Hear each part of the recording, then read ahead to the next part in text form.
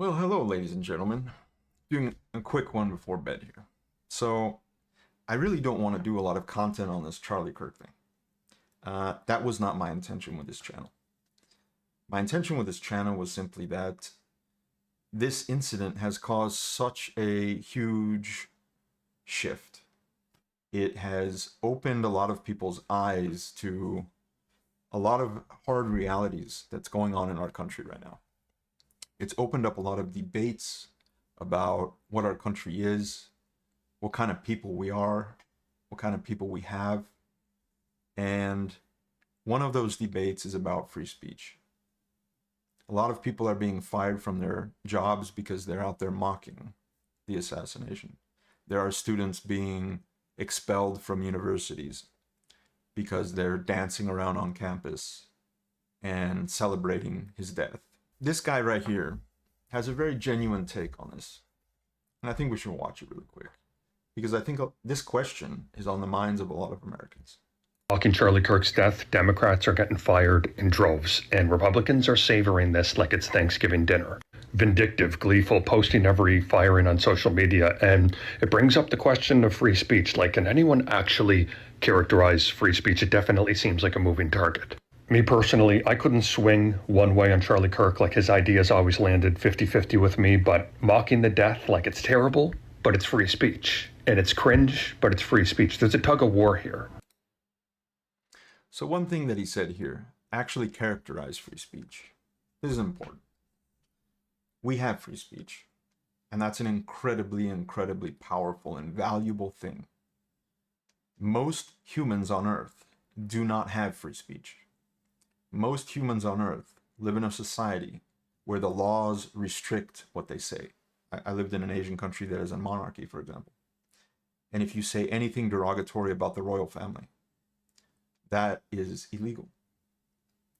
It is so illegal, if you were to say something incredibly threatening towards the king himself, for example, that could be punished by death. Things more mild could still land you in jail for 5 to 10 years. Mocking or something like that. Or even derogatory statements about, let's say, one of the princesses or the nephew of the king. The Islamic world has no free speech because it is written clearly in the Quran what you can and cannot say, and it is incredibly restrictive. And the punishment for that, if you say some of the worst things, is also death. There's other punishments like being stoned, being whipped, for certain types of things that you say. And these are all legal punishments handed down in Sharia courts. The UK does not have free speech. You can Google check on YouTube, for example, and find some videos about what's going on there. The free speech in the UK was pretty lax for a long time, but in the last 10 plus years or so, with a lot of the Islamic immigration, they have been pushing the Islamic strictness on the Brits. And the Brits in power, they're afraid of the Muslims. And so they're making their laws stricter and stricter to appease the Muslims. So you can even see on YouTube some videos of, for example, this happened a few weeks ago. A guy was walking with his friends. They were going to town for an evening, and they couldn't pass because of the, Pali terrorist protesters. And so one of them simply shouted, "I love bacon." And he was arrested. And he's facing a potential 5 years in prison for saying, "I love bacon." You understand? Free speech is something that gives you the protection from the law to speak whatever you want. It also gives you the protection from the law that you cannot be coerced to say something. In many countries, if you are ordered to say something, you must say it. Think about that. Being forced to speak words.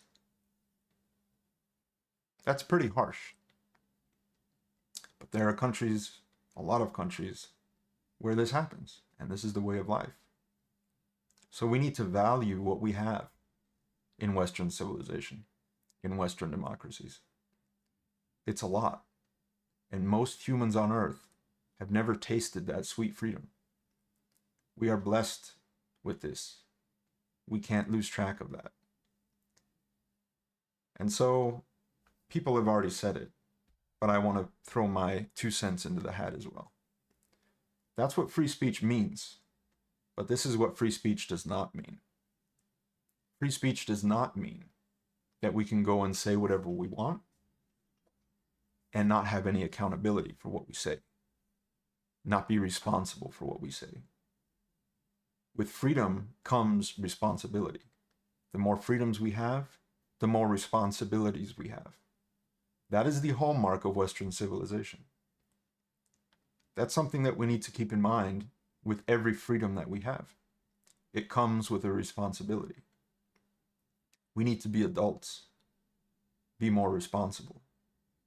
And if you're going around and you are showing society that you want death, that you are happy and glad about death, about murder, what kind of person are you proving to society that you are? Well, there's consequences for that. Let's take it into another context. You wouldn't go to the mall and see a few obese women walking around and laugh at them and mock them, tell them how fat they are.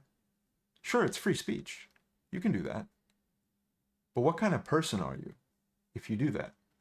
What kind of consequences do you think you should be expecting if you do that? Well, responsibility means consequences. So let's be civilized. Let's be adults. And if you make a mistake, make an apology. If that's beyond your abilities, suffer the consequences. All right? That's my take. See you in the next video.